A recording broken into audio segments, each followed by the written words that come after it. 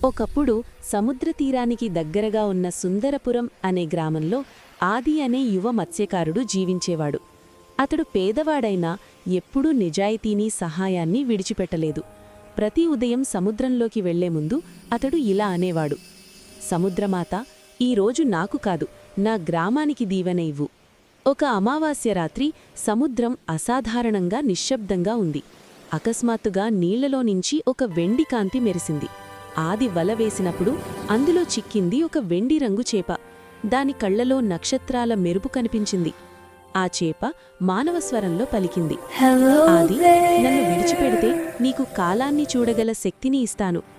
ఆది ఆలోచించకుండా ఆ చేపను సముద్రంలో విడిచిపెట్టాడు. అప్పుడే సముద్రం మధ్యలో ఒక వెండి రంగు కాలచక్రం వెలిసింది.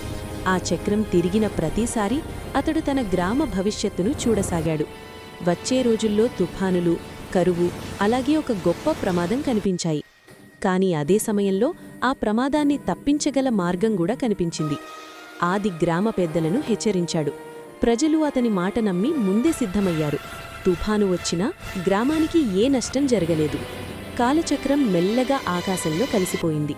చివరిసారిగా ఆ వెండి చేప స్వరం వినిపించింది: కాలాన్ని మార్చగల శక్తి ఎవ్వరికీ ఉండదు, కాని ముందు చూపు ఉన్నవాడు విధిని మార్చగలడు. ఆది మళ్లీ సాధారణ మత్స్యకారుడిగానే జీవించాడు. కాని గ్రామం అతణ్ణి కాలాన్ని గెలిచిన మనిషిగా గుర్తుపెట్టుకున్నాడు. శక్తికన్నా ముఖ్యమైనది బాధ్యత. భవిష్యత్తును చూడటం కాదు, దాన్ని మార్చే ధైర్యమే నిజమైన వరం.